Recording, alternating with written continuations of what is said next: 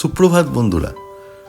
বসন্তের এক সকালে হঠাৎ করেই বেরিয়ে পড়লাম বাড়ির খুব কাছে অবস্থিত শান্তিনিকেতনে। আর সেই শান্তিনিকেতন যাওয়ার আগেই আমরা পৌঁছে গেলাম কঙ্কালীতলার মায়ের মন্দিরে, অর্থাৎ সেই কঙ্কালীতলার মন্দির যে মন্দিরে সতী মায়ের কাঁকাল পড়েছে বলে প্রচলিত আছে। এই সেই কঙ্কালীতলার মন্দির। আর এই কঙ্কালীতলার মন্দির দর্শন করা একটা ভাগ্যের বিষয়। তাই কঙ্কালীতলার মন্দির দর্শন করলাম, তার সঙ্গে কোপাই নদীর ধারে একটু ঘুরলাম। কোপাই নদীও অসাধারণ সুন্দর। তারপর চলে এলাম সুরুলের রাজবাড়িতে। সেই সুরুলের রাজবাড়ি বহু বাংলা ছবির এখানে কিন্তু দৃশ্যায়ন হয়েছিল। সেই সুরুলের রাজবাড়ি একটা অসাধারণ বৃহৎ রাজবাড়ি। সেই রাজবাড়ি দর্শন করে সত্যিই একটা আশ্চর্য হতে হয়। এরপরে আমরা চলে এলাম রায়পুর জমিদার বাড়ি। হ্যাঁ, সেই রায়পুর জমিদার বাড়ি যেখানে কিন্তু শুটিং হয়েছিল নাসিরুদ্দিন শাহ সাওয়ান আজমির সেই খণ্ডহর। অবশ্যই আপনারা দেখে থাকবেন খণ্ডহর। আর বেশিরভাগ ভূতের সিনেমায় কিন্তু এই রায়পুর জমিদার বাড়িতেই শুটিং হয়। তাই এই রায়পুর জমিদার বাড়ি দেখার ইচ্ছা অনেক দিন থেকেই আমার ছিল। তাই আজকে চলে এলাম সেই রায়পুর জমিদার বাড়ি। এই রায়পুর জমিদার বাড়ি দেখেই আমরা চলে এলাম একটা খুব সুন্দর রেস্তোরাঁয়, কারণ দ্বীপ্রাহরিক আহার তো করতে হবে। আর আজকে ছিল আমার ছেলের জন্মদিন, তাই আজকে একটু ভালো করেই খাওয়া দাওয়া করলাম। এরপর ঘুরে বেড়ালাম শান্তিনিকেতনের এখানে ওখানে।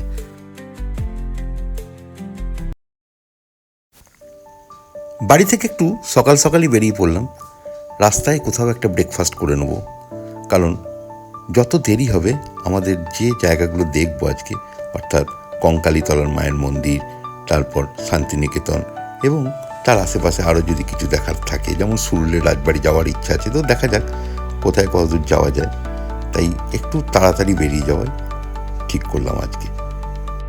কাটোয়া থেকে দুভাবে বোলপুর যাওয়া যায়, একটা কীর্ণাহার হয়ে আর একটা নতুনহাট ব্রিজ হয়ে, কিন্তু আমরা নতুনহাট হয়েই যাবো ঠিক করলাম। এই যাত্রায় এবারে আমার সঙ্গী আমার পুত্র রোহন, যে এখন চালকের আসনে রয়েছে, এবং আমার স্ত্রী গোপা। আমরা এই তিনজনই এখন চললাম শান্তিনিকেতন দেখতে। সঙ্গে থাকুন, দেখতে থাকুন আমাদের এবারের এই শান্তিনিকেতন ভ্রমণ। আমার চ্যানেলকে যারা সাবস্ক্রাইব করেননি তারা দয়া করে সাবস্ক্রাইব করে এবং বেল আইকনটিও প্রেস করে রাখুন। দেখুন, এই সেই রাস্তা যেটা ডান দিকে চলে যাচ্ছে নানুর কীর্ণাহার হয়ে বোলপুর, আর এই রাস্তায় সোজা চলে যাচ্ছে বর্ধমানের দিকে। আর এই বর্ধমানের দিকে কিছু দূর যাওয়ার পরেই আমরা ভেঙে যাব নতুনহাটের দিকে, এবং নতুনহাট ব্রিজ পার করে আমরা চলে আসবো শান্তিনিকেতনে। নতুনহাটের রাস্তায় ঢুকেছি। নতুনহাটের রাস্তা খুবই সুন্দর, চারিদিকে একদম সুন্দর সবুজ।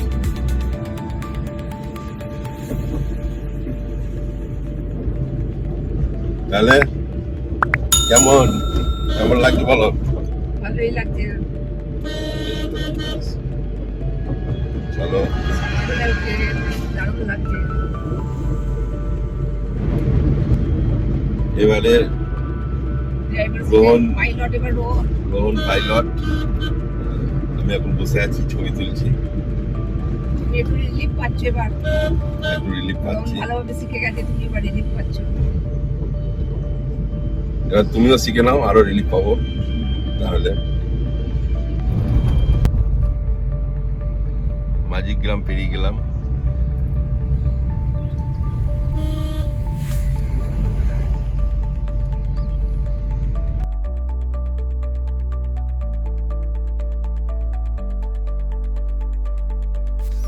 চলে এলাম নতুনহাট ব্রিজ। এই নতুনহাট ব্রিজ কিন্তু খুবই সুন্দর একটা ব্রিজ, কিন্তু বর্তমানে কিন্তু এই রাস্তাগুলো খুবই খারাপ হয়ে গেছে। এই রাস্তাগুলোকে আরও ভালো করা উচিত। যদিও এখানে এখনও কিন্তু 20 টাকা করে টোল নেওয়া হয়। টোল নেওয়া হলেও ব্রিজ কিন্তু ভালো মেনটেন্যান্স হয় না, কারণ দেখুন এই রাস্তা একদম উঁচু নিচু। এটাকে আরও সুন্দরভাবে ভালো করে রাস্তা তৈরি করা উচিত। তো যেহেতু এটা কিন্তু বোলপুরের সঙ্গে, অর্থাৎ বীরভূমের সঙ্গে বর্ধমানের যোগাযোগের একটা প্রধান সেতু, তাই এই সেতুকে একটু নজর দেওয়া সরকারের কিন্তু উচিতই হবে।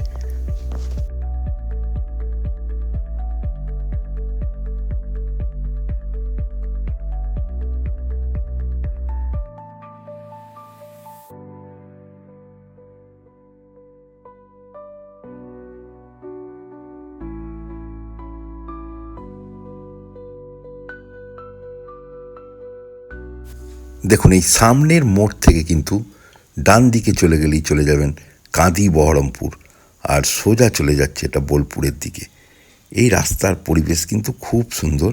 ব্রিজের থেকে কিন্তু রাস্তাটা অনেক ভালো আছে, তাই ব্রিজটা একটু খারাপ হয়ে গেছে ঠিকই, কিন্তু বাকি রাস্তা খুবই সুন্দর। দেখুন, চলে এলাম আমরা মায়ের মন্দিরে। সামনেই দেখছেন এটা কিন্তু শিব মন্দির। গাড়ি পার্কিং করে আমরা এই প্রথমেই শিব মন্দিরে চলে এলাম।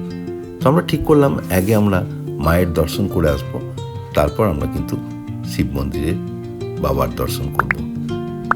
এই জায়গাটা কিন্তু, এই মন্দিরটা খুব সুন্দর তৈরি করেছে। আর দেখুন, এই জায়গা কিন্তু আমি আগে অনেকবার এসেছি, কিন্তু যত দিন যাচ্ছে তত কিন্তু জমজমাট হয়ে যাচ্ছে। এত দোকানপাট কিন্তু আগে ছিল না। দেখুন, পুজো নেওয়ার কত দোকান রয়েছে, সারি সারি পুজো নেওয়ার দোকান। তো যে কোনো জায়গা থেকে আপনি কিন্তু পুজো নিতে পারেন এবং পুজো নিয়ে আপনি সোজা মন্দিরে ঢুকে যাবেন। দেখুন, এখান থেকে আমরা পুজো নিই।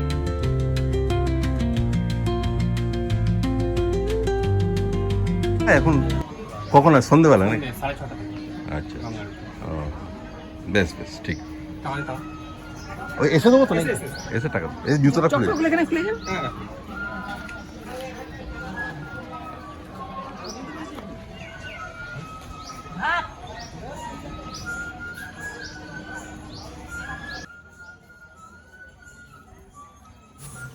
দেখুন, আমরা এবার মায়ের মন্দিরে প্রবেশ করলাম।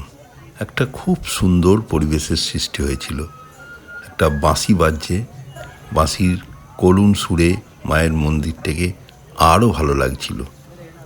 একটা অসাধারণ পরিবেশ তৈরি হয়েছে এখানে। মন্দিরে একটু লাইন রয়েছে, সেদিনকে একটু বিশেষ দিন ছিল, তাই ওই দিনকে একটু লাইন হয়েছে। যদিও মঙ্গল বা শনিবার ছিল না সেটি, কিন্তু তবুও লাইন রয়েছে, মোটামুটি একটু ভিড় রয়েছে মন্দিরে। যাই হোক, আমরা লাইনে দাঁড়ালাম এবং মন্দিরে পুজো দেওয়ার জন্য ওয়েট করতে রাখলাম। মায়ের দর্শনের জন্য তো অপেক্ষা করতেই হবে, তো অপেক্ষা করি, লাইন দিয়েই আমরা কিন্তু মন্দিরে ঢুকব। আর এই পরিবেশ দেখুন, মন্দিরে খুব শান্ত সুন্দর পরিবেশ, তাই খুব ভালো লাগবে এই মন্দির চত্বরটাকে যদি আপনারা ভালো করে ঘুরে নেন।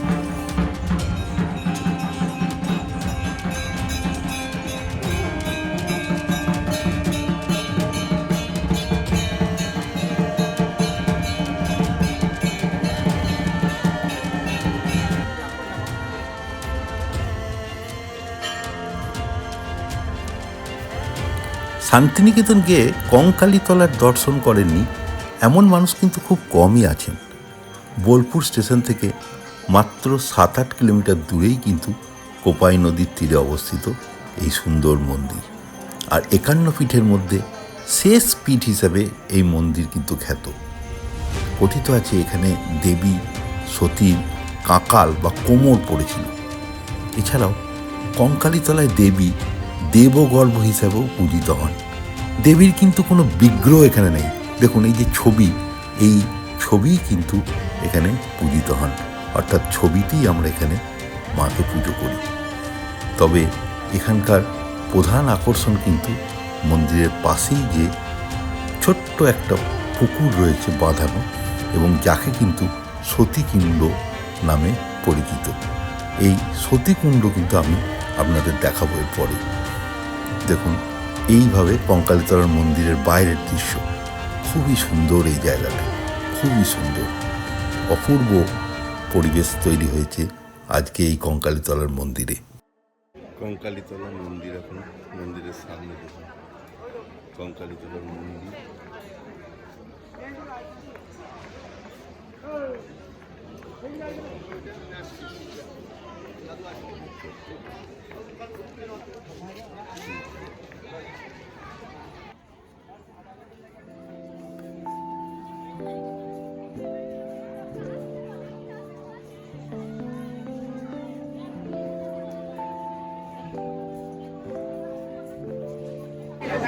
সবাই লাইনে দাঁড়িয়েছে, অনেকটাই বড় লাইন হয়ে গেছে।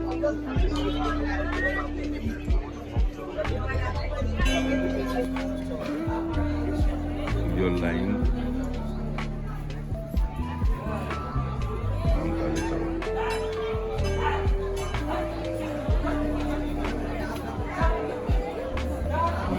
মায়ের সামনে বিয়ে হচ্ছে, সব কিছুই এখানে হয়।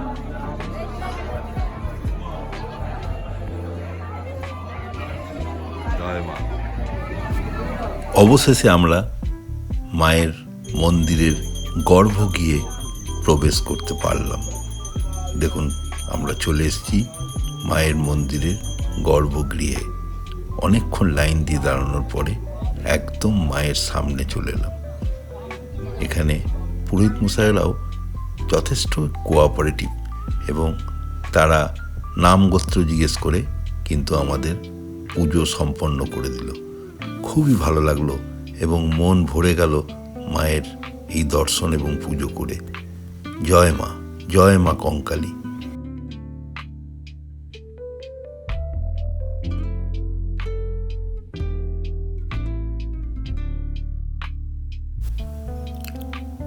মন্দিরে পুজো সম্পন্ন করে কিন্তু আমরা বেরিয়ে চলে এলাম।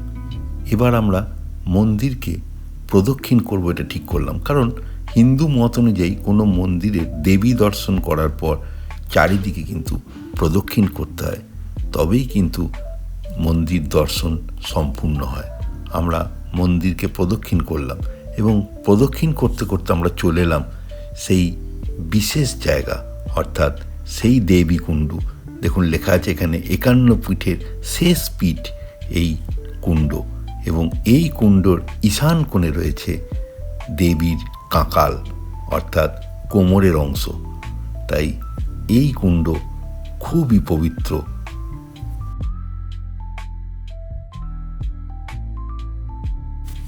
কঙ্কালীতলার মন্দিরের প্রধান আকর্ষণই কিন্তু এই সতীকুণ্ড, অর্থাৎ এই ছোট্ট পুকুর।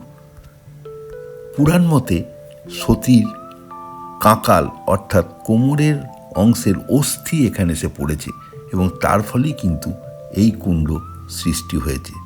মনে করা হয় এই কুণ্ডের ঈশান কোণেই দেবীর কাঁকালটি নিমজ্জিত অবস্থায় রয়েছে, তাই এটি খুবই পবিত্র।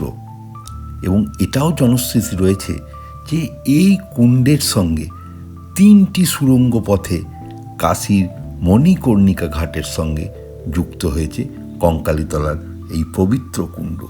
তাই এই কুণ্ডের জল কখনো শুকায় না, তবে অদ্ভুতভাবে প্রতি 19-20 বছর বাদে কিন্তু এই কুণ্ডের জল শুকিয়ে যায়।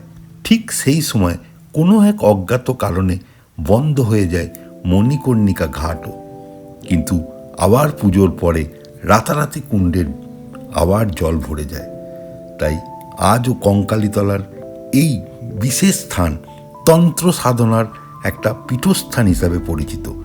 কালী পুজোর সময় বহু মানুষ কিন্তু দূর দূরান্ত থেকে এখানে এসে ভিড় জমান।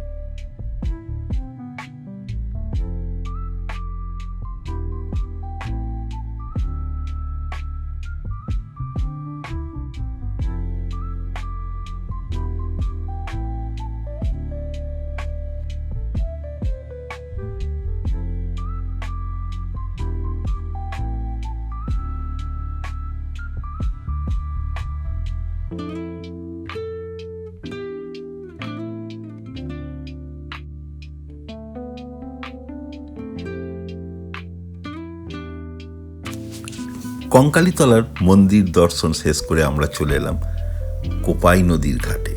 দেখুন এই সেই কোপাই নদী, যা রবীন্দ্রনাথের বহু বহু গল্পে, বহু কবিতায় কিন্তু এই নদীর কথা উল্লেখ আছে। এবং দেখুন এই নদী এখানে একটা অশ্বক্ষুরাকৃতি দ্বীপের সৃষ্টি করেছে। আর দেখুন এই জায়গা কিন্তু প্রত্যেক দিন সন্ধেবেলায় বেনারসের মতনই কিন্তু এখানে সন্ধে আরতি হয়। তাই আপনারা যদি কখনো এখানে আসেন, তাহলে সন্ধেবেলা যদি আপনারা আসতে পারেন, তাহলে কিন্তু এই সন্ধ্যা আরতি দেখতে পাবেন। আমাদের হাতে সময় ছিল না, তাই আমাদের পক্ষে আর এই সন্ধ্যা আরতি দেখা সম্ভব হয়নি। কিন্তু দেখুন খুবই সুন্দর পরিবেশ এখানে। কেমন দেখছো কোপাই নদীর ঘাট? বেশ ভালো। বেনারসের মতন একদম। লাইট নেই। যাই হোক, এখানেও করা হয় সন্ধ্যেবেলা, খুব ভালো লাগে এই আরতি দেখতে। আমরা এখন কোপাই নদীর তীরে, কঙ্কালী তলার মন্দিরের ঠিক নিচেই এই কোপাই নদী। কোপাই নদী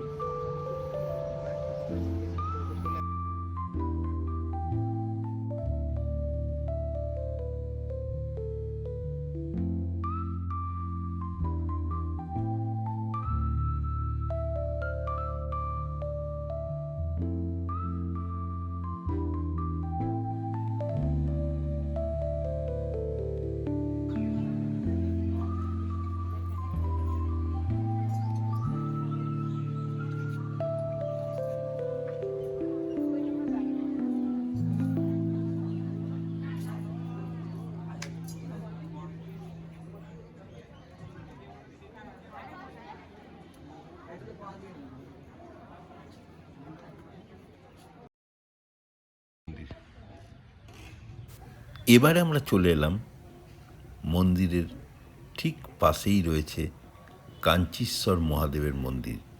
তাই এই মন্দিরকে দর্শন করব, তাই আমরা চলে এলাম এই কাঞ্চীশ্বর মহাদেবের দর্শন করার জন্য। দেখুন খুবই সুন্দর এই মন্দিরে আমরা ধীরে ধীরে প্রবেশ করছি। শিব পূজা পরমান্তরিষ্মামি শিব সংকল্পমস্তু হর হর মহাদেব। ওম নমঃ শিবায়, ওম নমঃ শিবায়।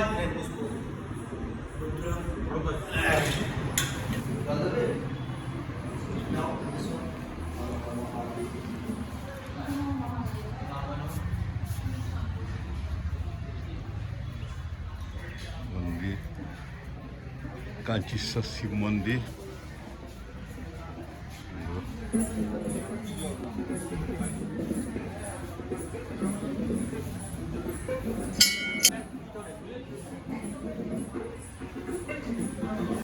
পুজো দেওয়া শেষ করে এবারে তো ব্রেকফাস্ট করতে হবে, কারণ আমরা তো ব্রেকফাস্ট করে বেরোইনি।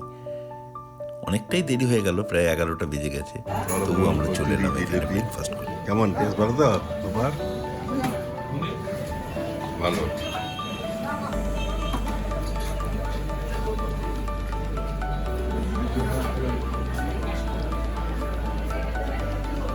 এটাই মাখানো বাকি।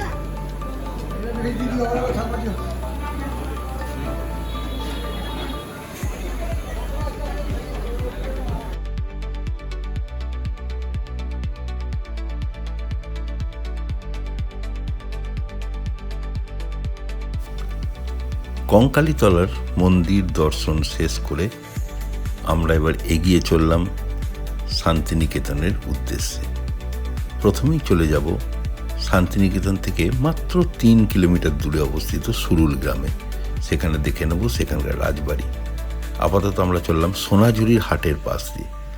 আজকে বুধবার, তাই সোনাঝুরির হাটে কিন্তু কোনো দোকান বসেনি, এটা পুরো ফাঁকা রয়েছে।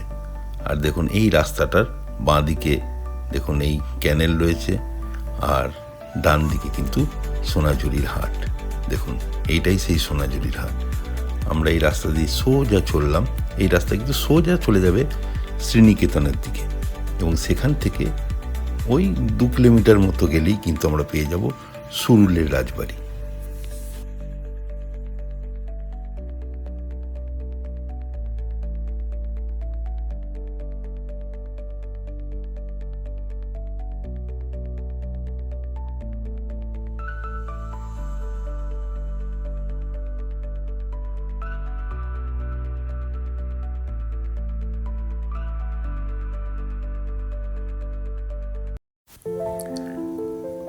অবশেষে আমরা পৌঁছে গেলাম সেই সুরুলের রাজবাড়িতে। এই সুরুল গ্রামটি কিন্তু শান্তিনিকেতন থেকে মাত্র 3 কিলোমিটার দূরে অবস্থিত। আর এই সুরুলের এই সুন্দর যে দেখছেন রাজপ্রাসাদের মতো এই দুর্গা দালানটি, এটির কিন্তু একটা ইতিহাস রয়েছে। এই পরিবারের সঙ্গে কিন্তু ঠাকুর পরিবারের খুব ভালো সম্পর্ক ছিল।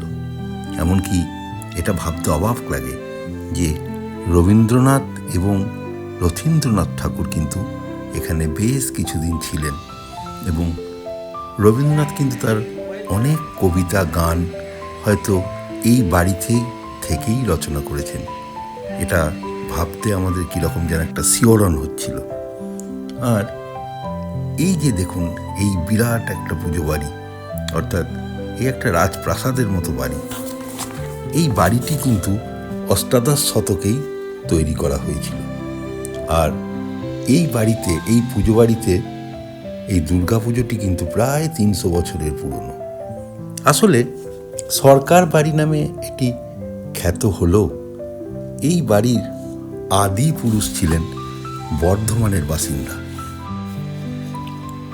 এই জমিদার পরিবারের যে পতন ঘটেছিল ওই অষ্টাদশ শতাব্দীর প্রথমার্ধেই। আর এই পরিবারের আদি পুরুষ ভরতচন্দ্র ঘোষ বর্ধমানের বাঁকা নদীর তীরে ছোট্ট গ্রাম নীলপুরের বাসিন্দা ছিলেন। আর তিনি জাতিতে ছিলেন কোঙারের সদ্গোপ এবং অত্যন্ত ধর্মপ্রাণ মানুষ ছিলেন। অষ্টাদশ শতাব্দীর শুরুতে তিনি এবং তার স্ত্রী বিমলা দেবীকে নিয়ে যখন কাশীতে রওনা দিয়েছিলেন, তখন সেই পথেই তিনি সুরুল গ্রামে তাদের কুলগুরুদেব বাসুদেব ভট্টাচার্যের সঙ্গে সাক্ষাৎ করতে আসেন, এবং গুরুদেবের আদেশেই কিন্তু কিছুদিন এই সুরুল গ্রামে থেকে যাওয়ার সিদ্ধান্ত নেন। এই দম্পতি শ্যামসুন্দরের নিত্য পুজো আরাধনা করতেন, এবং তার ফলে ওই দম্পতি কিন্তু একটি পুত্র সন্তান লাভ করেন, এবং সেই পুত্র সন্তানের নাম রাখেন কৃষ্ণহরি। কৃষ্ণহরির জন্মগ্রহণের সময় তারা স্থায়ীভাবে কিন্তু এখানেই সুরুলি বসবাস করতে শুরু করেন। অর্থাৎ তাদের যখন পুত্র সন্তান লাভ করেন, তারপর থেকে তারা কিন্তু বর্ধমান ছেড়ে এই সুরুলেরই বাসিন্দা হয়ে যান।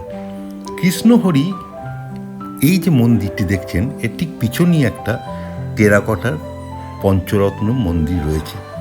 সেই মন্দিরটি কিন্তু উনি স্থাপন করেছিলেন। তারপরে কৃষ্ণহরি এবং তার পুত্ররা ব্যবসা বাণিজ্য করে প্রভূত উন্নতি সাধন করেন, এবং সেই সময় বিপুল প্রতিপত্তি এবং বিস্তারের কারণে এই পরিবার ইংরেজদের কাছ থেকে কিন্তু সরকার উপাধি পেয়েছিলেন, এবং তারপরে কিন্তু ঘোষ থেকে তারা সরকারের পদবি লেগে যায়। পরবর্তী সময় কৃষ্ণহরি সরকারের অপৌত্র শ্রীনিবাস সরকার তার পূর্বপুরুষদের তৈরি এই মৃন্ময় মন্দিরটি ভেঙে এরকম বিরাট নাট মন্দির তৈরি করেন। সেই সময়ে 18,000 টাকা খরচ করেছিলেন এই মন্দিরটি তৈরি করতে। সে সময় 18,000 টাকা খরচ হয়েছিল। এবং এই যে শ্রীনিবাস সরকার এবং তার ভাইয়েরা কিন্তু বিভিন্ন দেশে ইংরেজদের মাধ্যমে নীল চাষ, অর্থাৎ নীল তারা রপ্তানি করতেন, এবং জাহাজের যে পালের কাপড় তারা তৈরি করতেন, অর্থাৎ জাহাজের পালের কাপড়ের ব্যবসা তারা করতেন। এবং এরা কিন্তু লাক্ষা, চাল, চিনি এরকম ব্যবসাও এদের কিন্তু ছিল। এবং তার ফলে ব্রিটিশ শাসনকালে এই সুরুলের ব্যবসা বাণিজ্যের একটা কৌশলগত কেন্দ্র ও বাণিজ্যিক আবাসস্থল হিসাবে এই জায়গাটি কিন্তু খুব পরিচিতি লাভ করেছিল। সুরুলের এই রাজবাড়িতে কিন্তু অনেক বাংলা চলচ্চিত্র এবং সিরিয়ালের শুটিং হয়েছিল। আপনাদের হয়তো মনে আছে যে হীরক জয়ন্তী, অর্থাৎ জয় ব্যানার্জি এবং চুমকি চৌধুরী সেই পরিচিত গানটিও আপনারা হয়তো জানেন, এখানেই শুটিং হয়েছিল। এবং প্রতিশোধ, দেবদাস, প্রদীপিসির বর্মী বাক্স, সমাপ্তি, গহনার বাক্স, বলিদান, এরকম বহু সিনেমার কিন্তু এখানে শুটিং হয়েছে। এছাড়াও কিছু সিরিয়ালেরও কিন্তু এখানে শুটিং হয়েছে। এই কিছুদিন আগেই দেখেছেন আপনারা তুমি রবে নীরবে, তারপর দেখুন রাখি বন্ধন, লালু ভুলু, এমনকি রানী রাসমণিরও কিন্তু কিছু অংশের শুটিং এই পুজো মণ্ডপের মধ্যেই হয়েছে। আপনারা কিন্তু দেখলেই বুঝতে পারবেন এই জায়গাটা কিন্তু আপনারা বহু সিনেমা এবং সিরিয়ালে দেখেছেন। তাই আমরা এই মন্দিরটি আমরা কিন্তু দর্শন করলাম আজকে এবং খুব ভালো লাগলো। এই বিশাল সুন্দর এবং ওয়েল মেনটেন্ড, এটা খুবই মেনটেন্ড রয়েছে এখন। তো দেখুন আমাদের সঙ্গে সুরুলের রাজবাড়ি, আপনাদের নিশ্চয়ই ভালো লাগবে। এত সুন্দর একটা রাজবাড়িকে আপনাদের সামনে কিন্তু আমি উপস্থাপনা করেছি।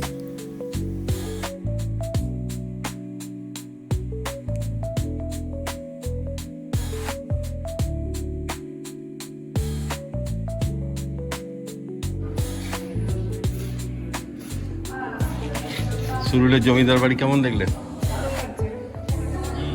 ভালো লাগছে। রাজবাড়ি বলা যায়। ছোটোখাটো রাজবাড়ি, অনেক বইয়ের শুটিং হয়েছে। গয়নার বাক্স, তারপর বিভিন্ন রানী রাসমণির শুটিংটা এখানেই হয়েছে, অনেকটাই হয়েছে রানী রাসমণি।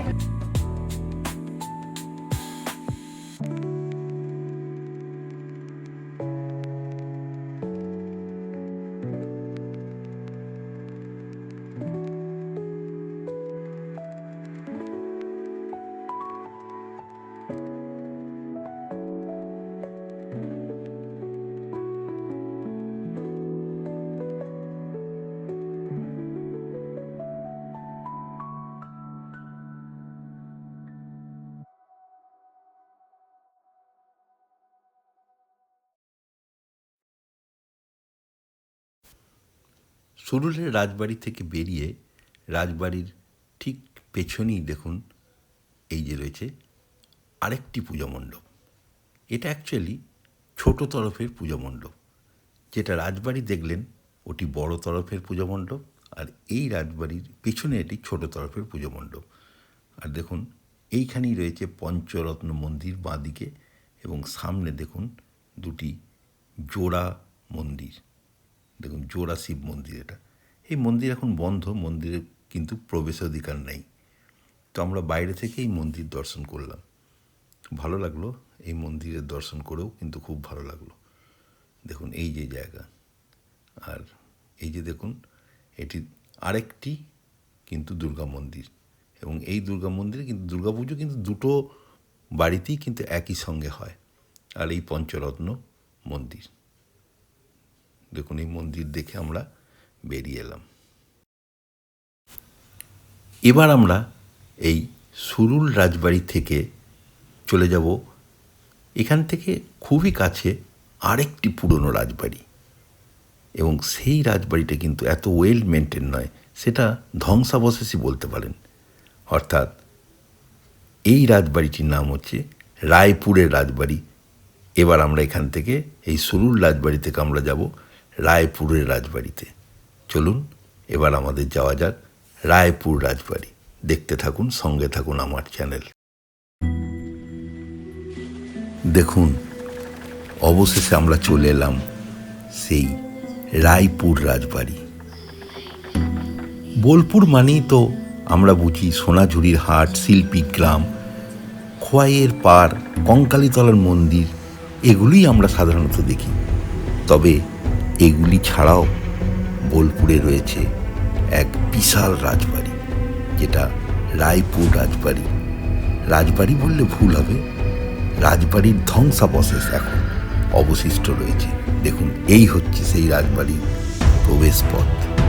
দেখুন এই আদি ভৌতিক একটা রাজবাড়ির ভেতরে কিন্তু আমরা প্রবেশ করছি। এই রাজবাড়িকে জড়িয়ে রয়েছে ইতিহাস আর ভৌতিক কাহিনী। পঞ্চদশ শতাব্দীতে সিংহ পরিবার অযোধ্যা থেকে রায়পুরে চলে আসে, এবং সময়ের সাথে সাথে তাদের ব্যবসায়িক দক্ষতার ফলে তারা এই অঞ্চলের একটি গুরুত্বপূর্ণ পরিবারে পরিণত হন, যার ফলে তারা রায়পুরের একটা বিরাট জমিদারির অংশীদার হয়ে ওঠেন। একসময় বীরভূম ও আশেপাশের অঞ্চলের বেশিরভাগ অংশই কিন্তু সিংহ পরিবারেরই ছিল। মহর্ষি দেবেন্দ্রনাথ ঠাকুর যখন ছাতিম গাছের নিচে ধ্যান করার জন্য বসেছিলেন, তখন তিনি ওই গাছের চারপাশের জমিটি কেনার সিদ্ধান্ত নেন এবং স্থানীয়দের মত অনুযায়ী মহর্ষি দেবেন্দ্রনাথ ঠাকুরকে রায়পুরের তৎকালীন জমিদার ভুবনমোহন সিংহ 1 টাকায় সমস্ত শান্তিনিকেতনের জমিটি দান করেছিলেন। অর্থাৎ এই শান্তিনিকেতনের সঙ্গেও কিন্তু এই রায়পুরের জমিদারের বাড়ির কিন্তু একটা বিরাট সম্পর্ক রয়েছে। তাই আমরা আজ চলে এলাম এই রায়পুর জমিদার বাড়ি দর্শন করতে। এই পরিবারের সবচেয়ে কীর্তিমান পুরুষ হলেন সত্যেন্দ্র প্রসন্ন সিংহ। তার জন্যই আজ রায়পুর জমিদার বাড়ির এত নাম ডাক। 1915 সালের 27 ডিসেম্বর জাতীয় কংগ্রেসের বোম্বাই অধিবেশনে কিন্তু সত্যেন্দ্র প্রসন্ন সিংহ প্রেসিডেন্ট নির্বাচিত হন এবং 1919 সালে ব্রিটেনের সংসদ হাউস অব লর্ডসের ভারতীয় সদস্য হিসাবেও নির্বাচিত হন। 1920 সালে বিহার ও উড়িষ্যার গভর্নর পদে তিনি নিযুক্ত হন। তৎকালীন সরকার বাহাদুরের তরফ থেকে তাকে নাইট উপাধি দেওয়া হয়। এর কিছুদিনের মধ্যেই সত্যপ্রসন্ন সিংহ পরিচিত হন লর্ড সিনা নামে এবং ব্রিটিশ সরকার তাকে রায়পুরের রাজা হিসাবে ঘোষণা করেন। সেই দিন থেকেই রায়পুরের এই বিশাল জমিদার বাড়ি রাজবাড়ি হিসাবে খ্যাতি লাভ করে। বর্তমানে কলকাতার শেক্সপিয়ার সরণি এলগিন রোড ঘেঁষা একটি রাস্তার নাম লর্ড সিনহা সরণি নামে পরিচিত। সেই লর্ড সিনহা কিন্তু এই রায়পুর জমিদার বাড়িরই সন্তান। এই রায়পুর জমিদার বাড়ি চলচ্চিত্র নির্মাতাদের একটা অতি পছন্দের স্থান। বিশেষ করে ভৌতিক এবং রহস্য রোমাঞ্চ চলচ্চিত্র কিন্তু এখানে বহু শুটিং হয়েছে। তার মধ্যে সবথেকে পরিচিত হচ্ছে মৃণাল সেনের কালোজয়ী ছবি খণ্ডহর। 1984 সালে নাসিরুদ্দিন শাহ এবং শাবানা আজমিকে নিয়ে এইখানেই শ্যুট করা হয়েছিল সেই খণ্ডহর। এছাড়া বিভিন্ন ভৌতিক সিনেমা, যেমন কিছুদিন আগে সন্দীপ রায়ের যেখানে ভূতের ভয়, ভূত চতুর্দশী, এমনকি গুপ্তধনের সন্ধানে, এরকম বহু জনপ্রিয় চলচ্চিত্র কিন্তু এখানেই শুটিং করা হয়েছিল। তাই আমরা আজকে চলে এলাম এই রায়পুর জমিদার বাড়ি দেখতে। দেখুন, যে ছাদ থেকে একসময় ঝাড়বাতি ঝুলত, এখন সেই ছাদ দিয়ে কিন্তু আকাশ দেখা যাচ্ছে। অর্থাৎ কালের গর্ভে তলিয়ে গেছে এত বড় একটা রাজপ্রাসাদ। জমিদার বাড়ির সংলগ্ন এই মন্দির প্রাঙ্গণটি কিন্তু নতুনভাবে এটাকে নির্মাণ করা হয়েছে। অর্থাৎ এটাকে খুব ভালোভাবে রেনোভেট করা হয়েছে। দেখুন, এইটা কিন্তু নতুনভাবে রেনোভেট করে তৈরি করা হয়েছে। আর এই পাশেই দেখুন রয়েছে আসল যে বিরাট প্রাসাদ, তার দেখুন ধ্বংসাবশেষ। একটা অসাধারণ সুন্দর একটা ভৌতিক জায়গা। এখানে এলেই যেন কেমন গা ছমছম করে। আর এই বাড়ির ভেতরে ঢুকলে কিন্তু একটু যেন শীত শীত করে। জানি না সেটা কোনো অশরীরী আত্মার জন্য কিনা, তবে এর ভেতরে সেরকম কিছুই কিন্তু এখন নেই। যতটা এটা রটনা হয় যে এখানে নাকি ভূত আছে, নানা রকম অশরীরী আত্মার ঘুরে বেড়ায়, তো সেরকম কিন্তু কিছু মনে হলো না। খুবই ভালো লাগবে এই ঐতিহাসিক স্থানটা যদি আপনারা দর্শন করেন। অবশ্যই আসবেন এই রায়পুরের এই লর্ড সিনহা পরিবারের এই বিরাট ধ্বংসাবশেষ, রাজবাড়ির ধ্বংসাবশেষ দেখার জন্য।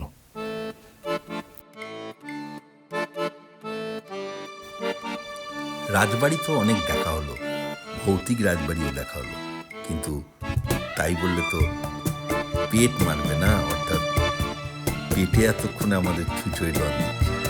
কারণ দেখুন সেই কঙ্কালীতলায় কিন্তু আমরা লুচি এবং আলুর তরকারি জিলিপি খেয়েছিলাম।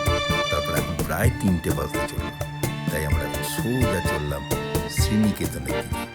ওখানে বনবিথি হেঁসেল ঘর এবং একটা খুব সুন্দর, খুবই সুন্দর একটা কিন্তু রেস্টুরেন্ট কাম হোটেল রয়েছে। আমরা এখানেই ভাবলাম যে দুপুরের লাঞ্চটা সারব। দেখুন চলে এসছি আমরা এই বনবিথির হেঁসেল ঘরে। এখানে পার্কিং আছে, কোনো অসুবিধা নেই, ভেতরে গাড়ি পার্কিং করে আমরা এবার এই জায়গাটা একটু ঘুরে দেখছি এবং তারপরে আমরা কিন্তু আমাদের খাবার অর্ডার করব। দেখুন খুব সুন্দর এই জায়গাটা, খুব সুন্দরভাবে সাজানো, খুবই ভালো লাগবে এই বনবিথির হেঁসেল ঘরে। এবং দেখুন উপরে থাকার ব্যবস্থাও আছে। অর্থাৎ এই কদিন পরই তো দোলের সময় কিন্তু পুরোপুরি কমপ্লিট বুকিং রয়েছে এখানকার সব ঘর।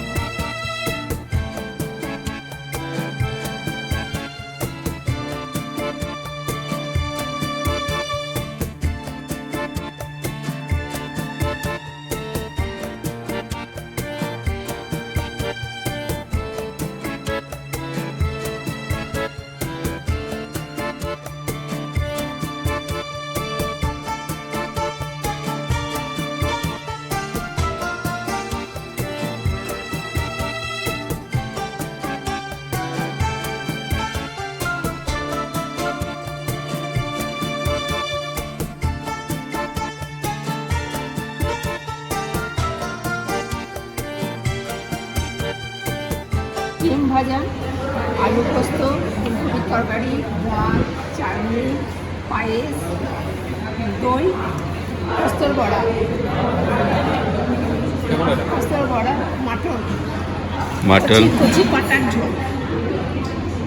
পোস্তর বড়াগুলো আলুর চপ লাগছে তো, বড় বড় সাইজ। বড় বড় size আলুর চপ লাগছে। দিনের বোনের জন্মদিন, এখানে নিয়ম, প্রথমে বার্থডে। প্রত্যেকেই কিন্তু ভেজ থালি অর্ডার করে এবং ভেজ থালি হচ্ছে 180 টাকা ভালো করে। লাগবে। এরপর আপনি প্রয়োজন মতো মাটন বা পোস্তর বড়া বা ফিশ ফ্রাই এগুলোর সঙ্গে অ্যাড করতে পারেন। মাটন যেমন 3 পিস দেবে এবং তাতে 200 টাকা করে নেবে। মাটনটা যথেষ্টই খেতে ভালো ছিল, মাটনটা সত্যিই সুন্দর, কিন্তু পোস্তর বড়া বলে যেটা দিল সেটা আদৌ কিসের বড়া সেটা কিন্তু আমার এখনও সন্দেহ আছে। মোটেই ভালো নয়, পোস্তর বড়াটা খুবই জঘন্য একদম। এছাড়া বাকি প্রিপারেশন সবই ঠিক আছে এবং পোস্তর বড়া কিন্তু ঠিক পোস্তর বড়া নয়। যাই হোক, আমরা বর্ধমান বা বীরভূমের লোকেরা পোস্ত ছাড়া আমাদের চলে না, তাই আমরা কিন্তু পোস্তর বড়া নিয়েছিলাম।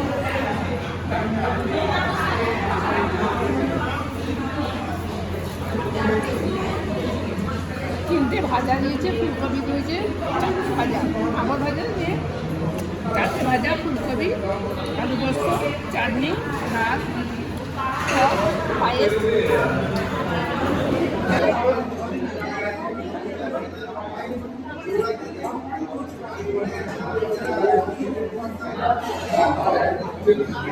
ভালোই খাবার।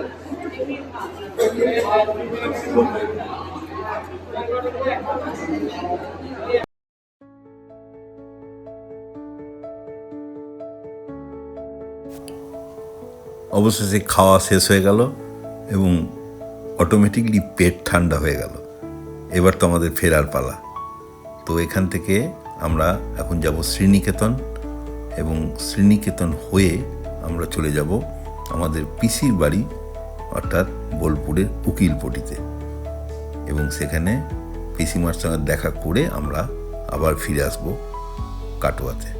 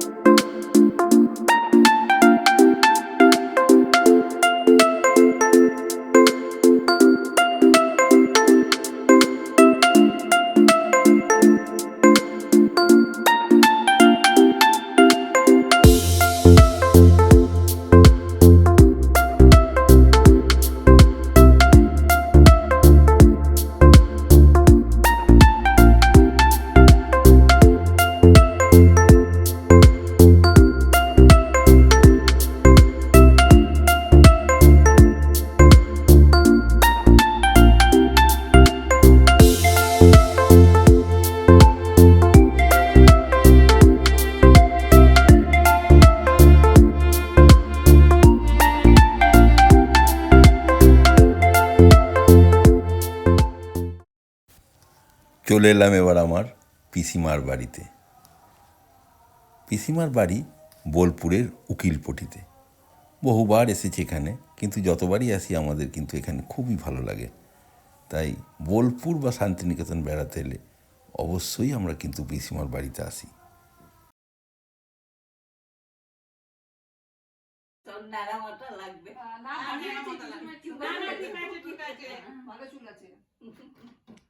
খুব ভালো এখন আমাদের এখানে বোলপুরে হঠাৎ আসা হয়েছে আজকে।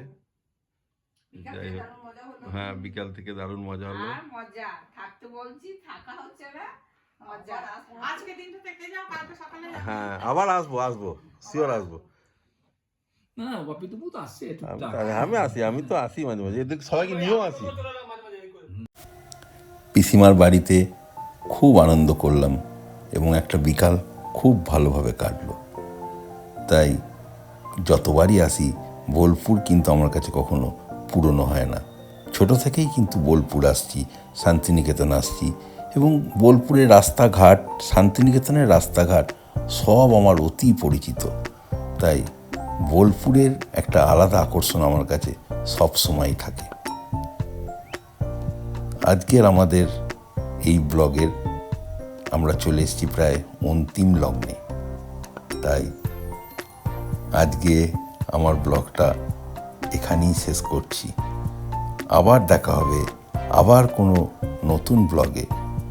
তাই সঙ্গে থাকুন এবং দেখতে থাকুন আমার ব্লগ অভিজিৎ ট্রাভেলগ, এবং অবশ্যই কিন্তু সাবস্ক্রাইব করে রাখুন, কারণ সাবস্ক্রাইব করলে আমি যখনই কোনো নতুন ভিডিও দেব আপনাদের কাছে নোটিফিকেশান এসে যাবে।